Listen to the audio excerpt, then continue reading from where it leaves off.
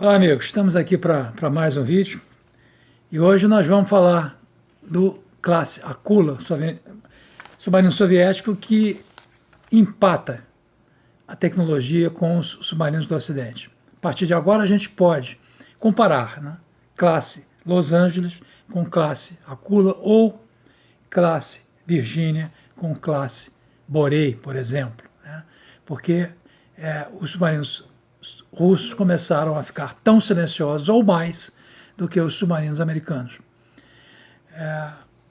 Nós vamos ver como fizemos nos outros vídeos, um aspecto geral, e depois vamos detalhar o desempenho de cada um desses submarinos até chegar ao último deles, as classes Akula melhorado. Aproveito para pedir àqueles que não conhecem o canal e que gostem dos nossos vídeos que assinem, convidem amigos e pessoas interessadas no tema para virem se juntar a nós. Então vamos à classe Akula. Bom, então vamos aí começar a saga do classe Akula, um submarino que ainda é a espinha dorsal da Marinha Russa e ainda hoje está em atividade. Primeiramente as fontes que eu tenho agora deixado sempre aí para vocês. O Subbrief, o canal Subbrief, na verdade não é nem o canal, é mais a conta no Patreon que eu acompanho, do Aaron Amick, que é um operador de sonar com bastante experiência como tripulante de submarinos nucleares. E durante, inclusive, a Guerra Fria. Ele tem algumas histórias interessantes, a pesquisa dele é muito bem feita, eu me baseio muito na pesquisa dele, e às vezes trago algumas das histórias, das experiências que ele conta. O Deepstorm, que é um site único em relação a descrever as capacidades e as características e todo o desenvolvimento dos submarinos russos, é exatamente uma biblioteca de submarinos russos, melhor site para se conhecer qualquer aspecto dos submarinos russos. O Covershore, do H. Sutton, que existem muitas boas figuras, alguns artigos interessantes que também me baseio. E o perfil Saturnax no Twitter, com muitas fotos interessantes. Esse projeto começou em julho de 76, quando o Birol Malakit decidiu criar o submarino nuclear de terceira geração, com base no projeto Sierra 945. O projeto Sierra 945 era casco de titânio. O que fizeram? Resolveram adaptar uma nova classe a partir do Sierra, mas com um casco de aço, que permitiria construir muito mais unidades. Nós já conversamos aqui no vídeo passado sobre os problemas do titânio. Esses submarinos seriam mais silenciosos que a classe Vitor. A Rússia, nesse momento, estava buscando chegar ao mesmo patamar dos submarinos da OTAN. Os planos foram aproveitados do projeto 945 para reduzir custos e tempo. O desenvolvimento se deu em São Petersburgo, Leningrado. A gente sabe, a Rússia tem essa política de mudar, às vezes, nomes de cidades, né? Então, Leningrado, São Petersburgo. Era casco duplo, um só eixo. Isolamento acústico em todos os equipamentos. 2 estágios de supressão de som, suportes pneumáticos e montagem de isolamento e vibração. Quer dizer, todos os mecanismos são colocados em fundações amortizadas. Cada unidade é isolada do casco submarino por amortecedores pneumáticos e cabos de borracha, que formam uma segunda cascata de isolamento de vibração. Esses equipamentos principais e postos de combate estão localizados em blocos zonais, que são estruturas espaciais com decks, né, armazenadas em decks, e que são isolados do casco do submarino por amortecedores pneumáticos. Foi possível reduzir significativamente o nível do campo acústico, proteger as tripulações e os equipamentos das cargas dinâmicas e racionalizar a tecnologia de construção do navio. Em setembro de 1967, esse projeto técnico do Shuka, né, Shuka B, ou Akula, foi aprovado. Foi atribuído o número Projeto 971 e esse código. Foi adicionado ao projeto o míssil de cruzeiro Granate, que nós vamos ver posteriormente que será substituído pelo Caliber. Estabelecer uma sala de comando central para todas as funções. Câmara de resgate pop-up para a tripulação toda. Como eu já disse, todos os equipamentos sobre amortecedores, absorvedores de choque, zonal blocks. Armações de estruturas espaciais com isolamento acústico entre caixas que convergem por cordões molas de borracha. O arranjo de potência. Esse submarino usou dois reatores, primeiramente o OK-650, depois o OK-650M modificado, é o VM5, classificação VM5, com 190 megawatts térmicos. 4 geradores de vapor, um motor principal de 50.000 HPs, 32 nós era a velocidade mantida. 2 grupos de bateria e 2 motores geradores conversores de corrente alternada e corrente contínua. Tinham 2 motores spinners, são os spinners de 400 HP, para propulsão auxiliar, que era mantida a 5 nós. Vamos ver que esses 2 motores salvaram o navio, deixaram o navio em uma situação melhor em algumas situações. Vamos relatar isso. Sistema de armas. Não há nada muito diferente, 8 tubos de torpedos, 4 de 53 e 4 de 65. O navio também dispara torpedos, minas e mísseis de cruzeiro. Transporta 40 armas, 12 calibre 65 e 28 53. A sala de torpedos é totalmente automatizada e também é mais um submarino que carrega aqueles manpads, aqueles mísseis portáteis de ombreira, né? É o Strela ZM. Comunicação e sensores. Não tem muito a se modificar em relação ao Vitor 3, né? A navegação Symphony U, o radiocomunicação, sistema Monil, o sonar montado no casco é o SCAT-3, rede de arrasto, pode, e sistema de detecção de esteira, que eles acreditam muito nesse sistema e nesse submarino deram uma ênfase maior, né? É o SOX. O estaleiro Komsomolsk em Amur. Este estaleiro, tá, é que vai resolver e que vai construir os submarinos aí na costa leste da Rússia. Esse submarino esse estaleiro, ele é para dentro do interior dentro do rio Amur, a 300 milhas mais ou menos da foz no rio Amur, no Mar do Japão.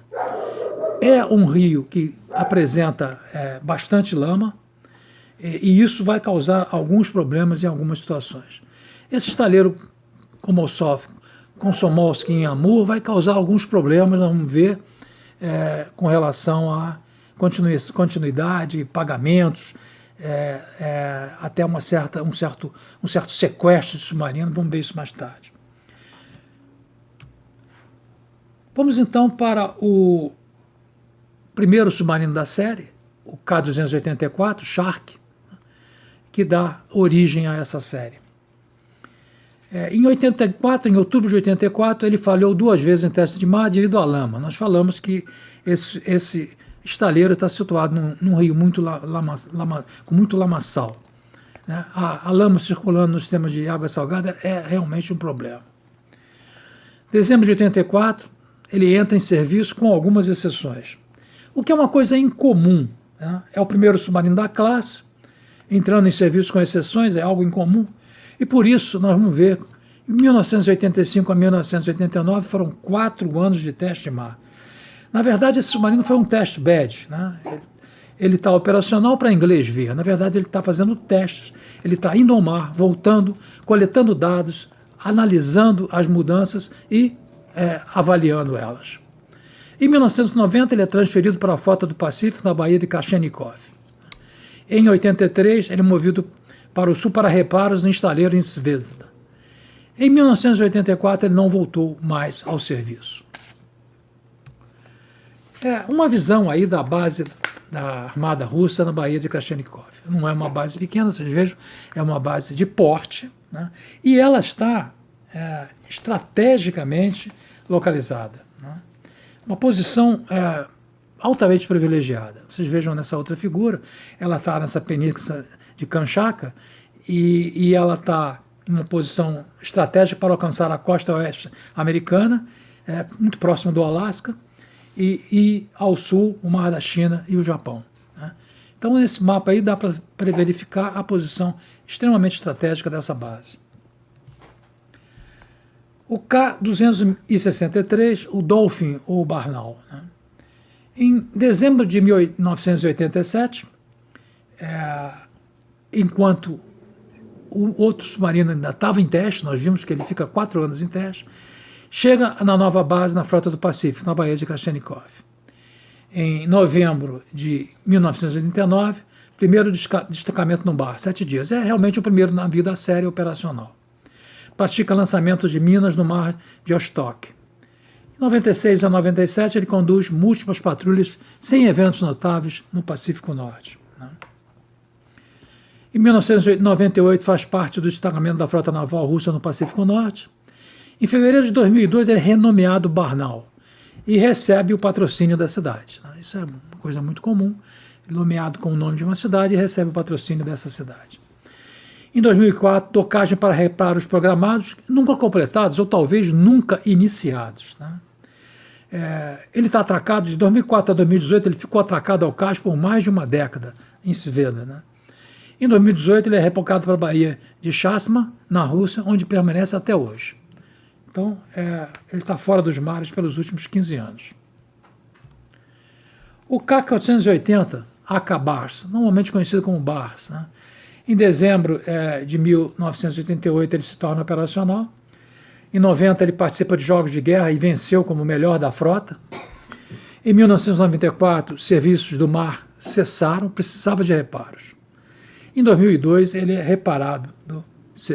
removido do serviço ativo. Vocês vejam que ele ficou apenas 8 anos. Isso é um exemplo, né? Inclusive para nós, que não se pode ficar em apenas um submarino. Não se sabe qual vai ser o desempenho do primeiro submarino. Esse submarino pode ser um test bed. Né? Então, no nosso caso, a gente espera que pelo menos se sejam construídos 4. Né? O primeiro, se tudo der certo, ele é o primeiro operacional e tudo bem, ou então ele é um test bed e ele vai servir para ajustar os seguintes. Em 2002, ele é removido do serviço ativo, como disse. Em fevereiro de 2010, se iniciou um incêndio devido a um arco de corte no terceiro compartimento. Esse fogo queimou por 15 horas. O grupo de combate a incêndio cortou saídas no topo do casco para cessar o fogo. Não houve vítimas, né? E parte desse casco foram reutilizadas na construção do terceiro submarino da classe Borei, o K-551. K-322, o Cachalote. Dezembro de 1988 ele se torna operacional. Lembre-se, ainda estamos ainda com aquele primeiro em teste. Em julho de 1990, primeiro destacamento de combate de um submarino classe Akula. São 14 dias contínuos rastreando um submarino chinês. Um submarino chinês, provavelmente um submarino da classe Han, que é bastante barulhento, serviria muito para classificar, para qualificar o submarino. Né? Primeiro, o uso do sistema SOX de detecção contra um submarino estrangeiro. Tocagem a seco em 98, 2003 e 2008. Em janeiro de 2015, ele é oferecido à Índia em leasing por 10 anos. É a primeira vez que eles fazem um oferecimento desse tipo, dessa classe de submarino para a Índia. Mas em 2019, tanto a Índia como a Federação RU concluem que o K-322 não é apropriado para esse leasing porque ele teria um alto custo de reparo para ser entregue em leasing. Em 9 de outubro de 2018, ele é excluído do serviço ativo. Em maio de 2020, é planejado o seu descomissionamento.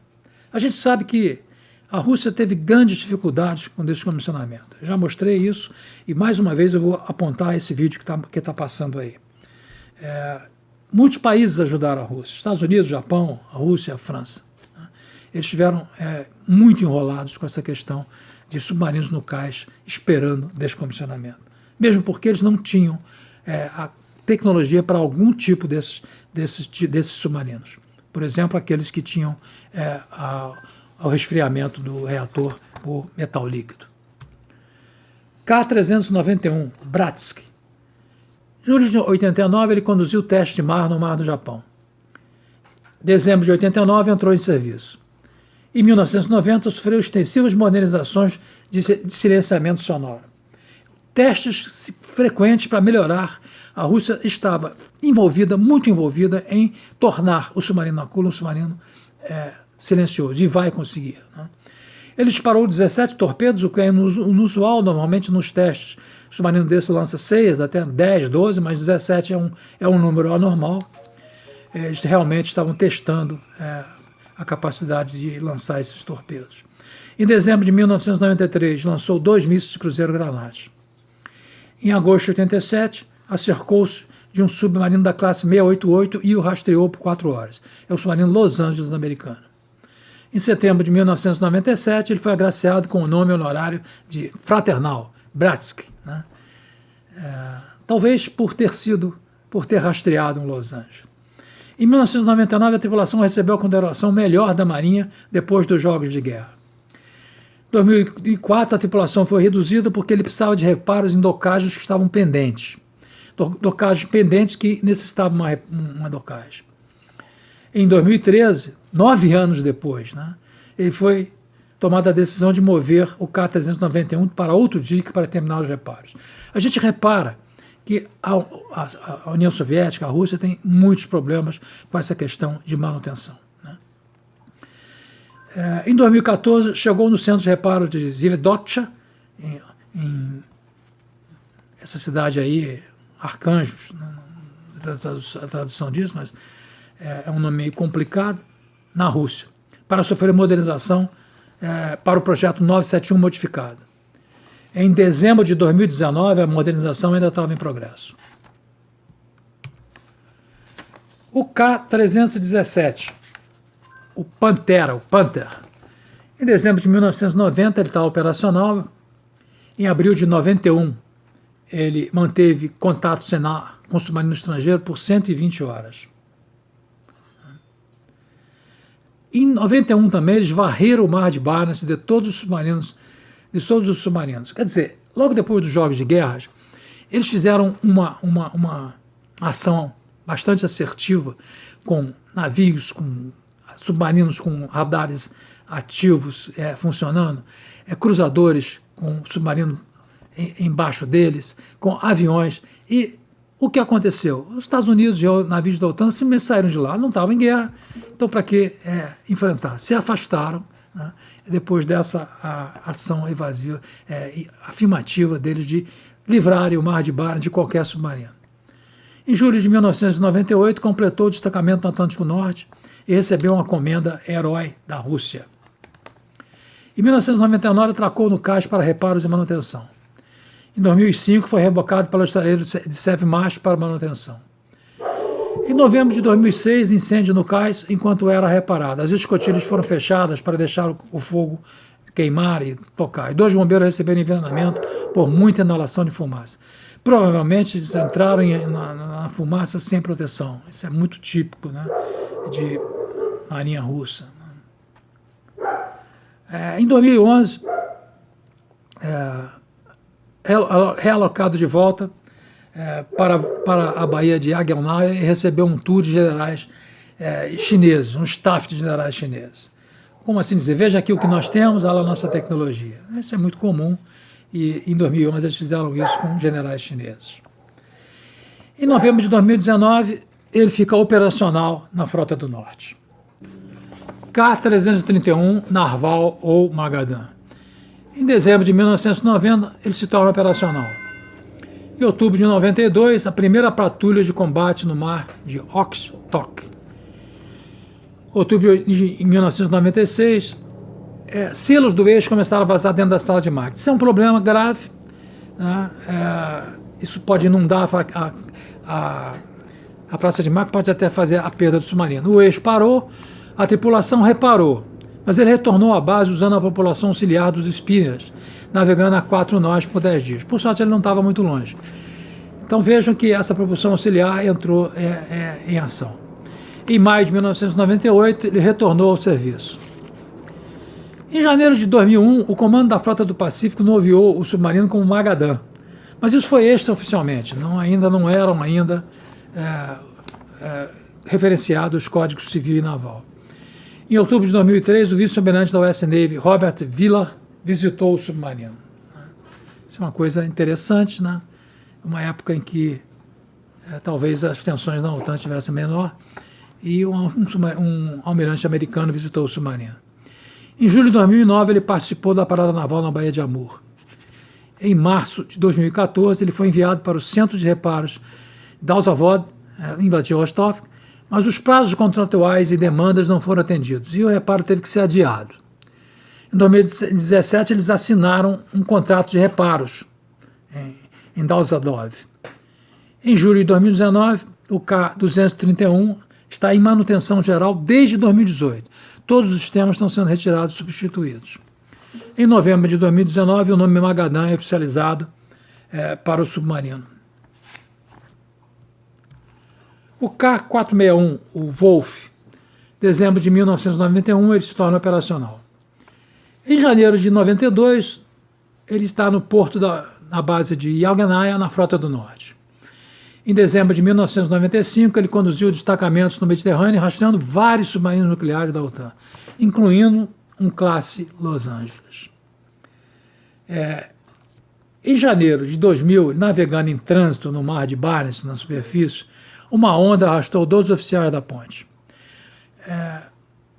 Em um submarino, normalmente não se fica na ponte, em mar agitado, né? E se isso for necessário, é necessário que se usem aparelhos de segurança e cabo de segurança, porque se cai na borda é muito difícil voltar. Foi feita uma busca intensa de resgate, conduzida por cruzadores que estavam próximos, um cruzador da classe Slava, helicópteros, né, Ka-27 e rebocadores. Um corpo foi resgatado e o outro não foi encontrado, né? Isso é lamentável, mas duas mortes. Em agosto de 2014, chegou em Zvedoka para modernização. Em novembro de 2019, ainda está no estaleiro em modernização. Uma figura aí, a gente mostrando essa baía de Aguenávano, em Murzban, que é bem lá na Kola Península, né? Onde existe essa base importante, né, da Marinha Russa. Ela teve o seu nome mudado para Gadzievo. Ela não é mais chamada como antigamente Yelganava Bay, né? É a base de Gadzievo. Então aí nessa figura vocês vejam detalhes dessa base. O K-128, que já é um Akula melhorado, o Leopard.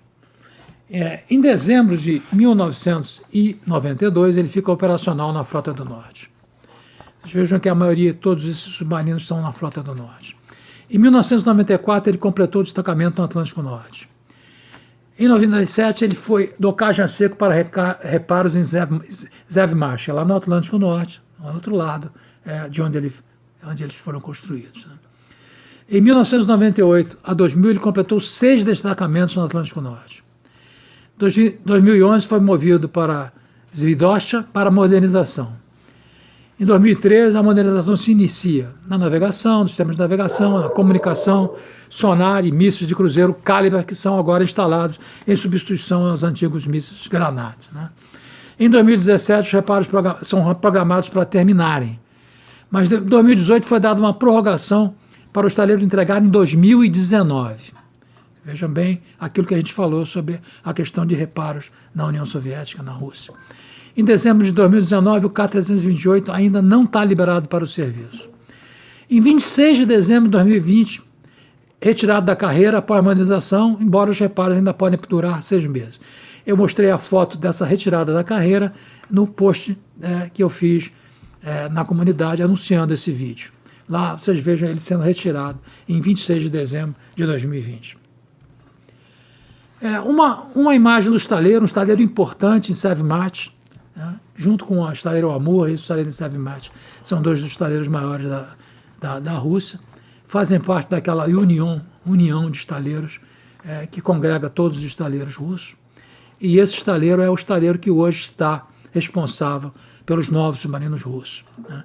Os classes Borei estão sendo construídos aí. Esse estaleiro, no momento, está em diversas fases da construção, trabalhando em 14 ou 15 submarinos. K-419, também Akula melhorado, Cusbas. Em dezembro de 92, ele se torna operacional. Em fevereiro de 93, ele é designado para a Frota do Pacífico. Em outubro de 95, ele é destacado para a costa oeste dos Estados Unidos. Olha aí os Akulas sendo pela primeira vez destacados para a costa oeste. Em outubro de 97, um incêndio na sala de máquinas é combatido pelo sistema de extinção de incêndio. Esse submarino tem um sistema de extinção de incêndio automático e manual. Ele descarrega gás freon, que é um gás que desloca o oxigênio, mas é um gás que não é respirável, né? Mas, nesse caso aí, sem vítimas, o sistema funcionou. Em agosto de 1998, ele é destacado junto com o K-295 e rastreou submarinos nucleares estrangeiros. Em julho de 2008, ele participou da parada naval na Baía de Amur. Em 2010, docagem a seco para reparos. Em março de 2016, ele retornou ao serviço e participou da parada naval. Quer dizer, aparentemente ficou 6 anos aí em reparos. 2018 e 2019 tomou parte de paradas navais na Baía de Avacha. Esse submarino está operacional no momento. A Baía de Avacha é na península de Kamchatka também. K-154, também uma Akula melhorado, Tiger. Dezembro de 93, operacional na Frota do Norte. Em 1996, destacado no Atlântico Norte. Abril de 97, ele é perda de óleo na turbina. Os motores foram desligados. Ele retornou à base com propulsão diesel. 2004, retornou ao serviço no mar e foi destacado para o Atlântico Norte. Em 2007, destacamento sobre gelo no Ártico. Nós não vimos muita coisa dessa classe no gelo, mas está aí. Em 2007, o Tiger foi destacado sobre gelo no Ártico. Em setembro de 2010, disparou mísseis de cruzeiro para treinamento. São já os novos mísseis Caliber. Em 2011, esperando programação de manutenção geral. Em dezembro de 2019, ainda não retornou ao mar desde 2011. Ainda no caso da Frota do Norte. Então a gente tem alguns submarinos esperando modernização parados há alguns anos.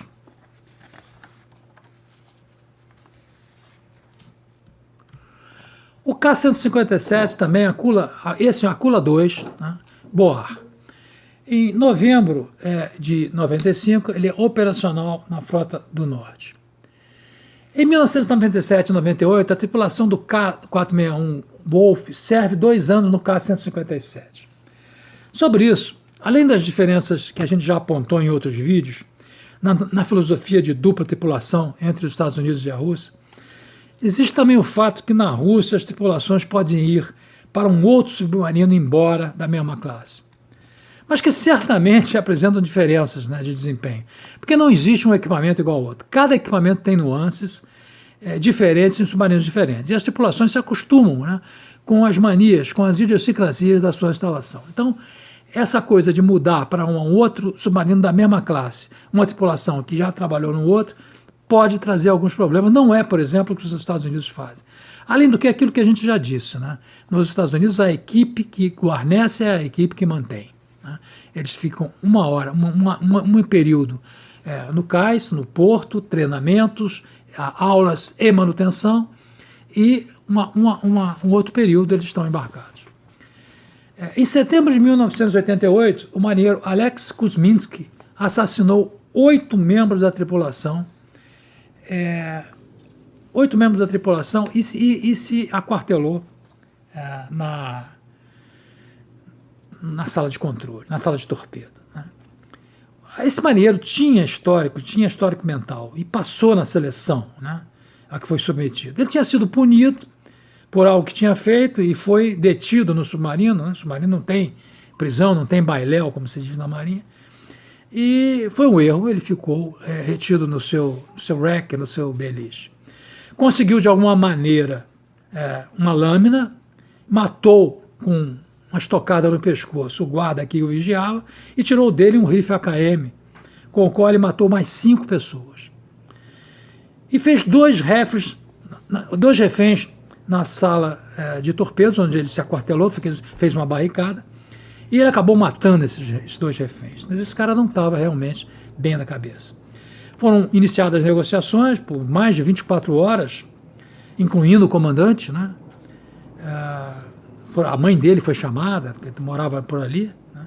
E afinal a FCB, aquele serviço secreto da União Soviética, foi chamada, invadiu a sala de torpedo e oficialmente encontrou, não sei se entre aspas, né, ele com um tiro na cabeça, ou seja, ele teria se suicidado. Pelas 24 horas que durou essa negociação, pode ser que ele nem tivesse condições técnicas de detonar um torpedo como ele ameaçava, né? Ele ameaçava detonar uma arma, né? O comandante foi afastado do comando. Então você vê que a seleção é muito importante e mesmo assim algumas pessoas podem passar nessa seleção. Em 1999 ele conduziu testes no White Sea. Em 2003 juntou-se ao exercício França-Rússia no Mar da Noruega. Como disse, 2003 parecia ser uma época de excelentes relações entre a OTAN e a Rússia, diferente do que nós temos hoje, né? Em 2004 ele visita o porto de Brest, na França, e é o primeiro submarino a visitar um país da OTAN.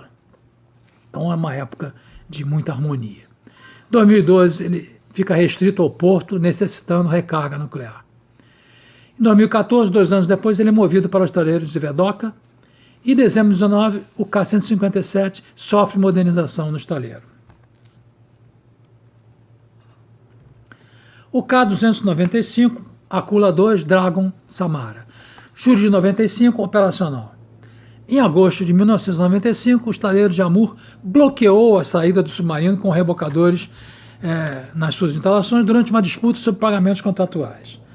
Na verdade, é um sequestro do submarino, né? Corrupção, ineficiência.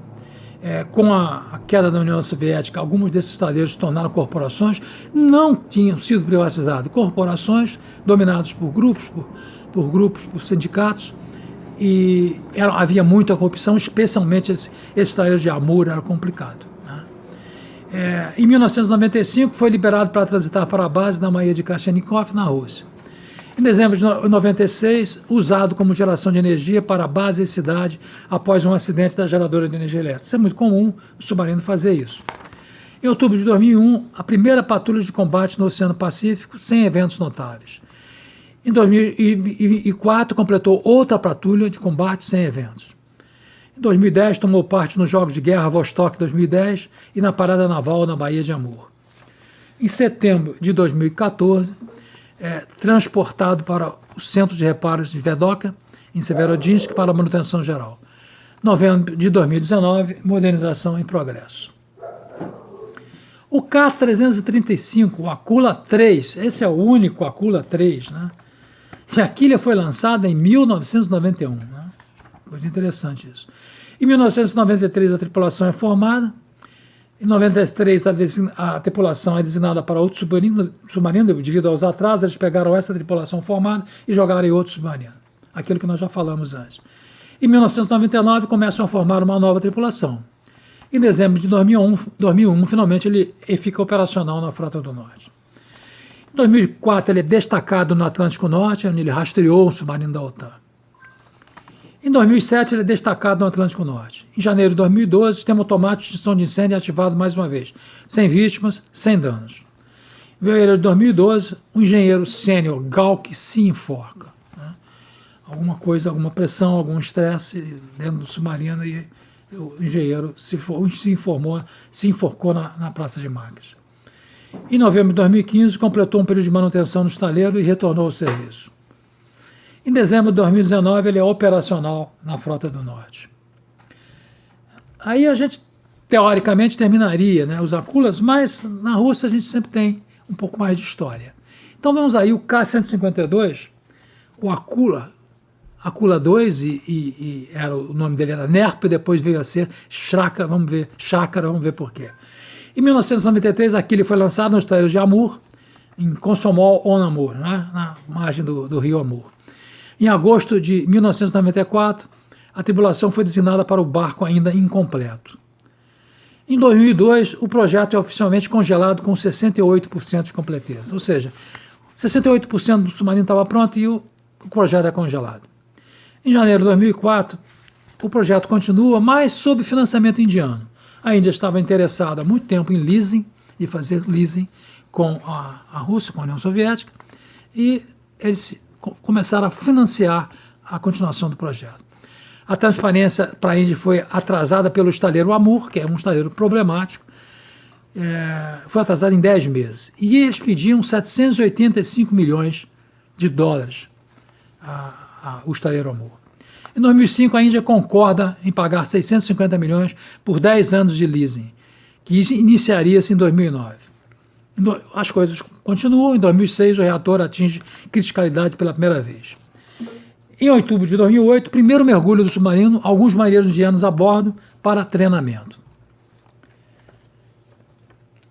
Em novembro, vamos à continuação. Em novembro de 2008, com cerca de 200 pessoas a bordo, o que é uma coisa inusitada, ou seja, a tripulação do submarino desse é de 80 a 100, nós estávamos com quase 3 vezes, 2 vezes e meia o número de pessoas a bordo, incluía operários do estaleiro. O sistema de extinção de incêndio foi ativado no compartimento da proa, esperando oxigênio, e matando 20 pessoas. Em 2009 ele se torna operacional. Em 2009, 10 os testes de treinamento e testes de mar, já com tripulação russo-indiana. Em dezembro de 2011 ele é incorporado à Marinha Indiana. O preço contratual pago foram 920 milhões por 10 anos, ou seja, quase $1 bilhão pelo leasing.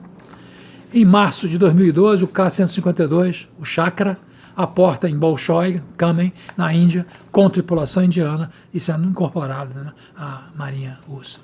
Já incorporado à Marinha Russa. Em outubro de 2007, ele atinge um objeto submerso, não sabe exatamente o que foi, avariando a proa. Em novembro de 2019, ele não tinha sido visto no mar desde o incidente. Ele provavelmente foi reparado. Por quê? Não reparar um leasing tão caro é tempo fora de operação quando você está pagando. Então, pode não ter sido, pode ter sido reparado, mas ele não apareceu aos olhos, aos nossos olhos, não podemos relatar. Um outro submarino é o misterioso K-519. Em 1994, a quilha foi lançada como parte do projeto 971, no estaleiro em Amur. Em 96, a construção foi congelada por falta de verbas. Em 2002, a obra estava 42% completa e totalmente parada. A mídia russa, em 2007, relata que com 67% completa, a construção seria transferida em leasing para a Índia. Em 2009, o primeiro-ministro Putin visita o estaleiro em Amur e declara que nenhuma encomenda foi colocada para um novo submarino. O projeto teria que ser completado às custas do estaleiro. Em 2012, o presidente do estaleiro em Amur, Roman Trotsenko, informa a mídia russa: o estaleiro Amur não vai mais construir submarinos nucleares. Acabamos com isso, não mais construiremos submarinos nucleares. Está dando muito problema. Em 2014, Putin visita a Índia e concorda em oferecer em leasing um segundo submarino para a Marinha Indiana. Só que a Índia não quer esse submarino, que está lá com 60% da construção há alguns anos. Ela quer um novo submarino para a leasing, não o K-219. Afinal, finalmente, depois eles decidiram que iriam construir seu próprio submarino nuclear. Nós já vimos isso nesse vídeo que está passando aí. Em novembro de 2019, o K-19 permanece ainda inacabado no estaleiro Amur. Tivemos mais dois submarinos, o K-337, o Cougar, e o K-333, o Lins. O 37, a quilha foi lançada em 92 no estaleiro Svevmash. Em 2003, as seções inacabadas farão parte do projeto 955 Borei. Quanto ao Lins, também lançada a quilha em 93 em Svevmash. Em 2003, as seções inacabadas serão parte do projeto 955A, o Borei 2. Então, esses dois submarinos não completaram como classe Akula. Então, o Akula foi o primeiro submarino russo de ataque competitivo com os submarinos da OTAN. Ele foi melhorando, e ele se tornou um submarino silencioso, rápido, seguro e moderno. E realmente preocupa, e preocupou e preocupa as forças da OTAN. Porque há relatos dos americanos de não conseguirem encontrar, não saberem se tem Akula na costa oeste americana.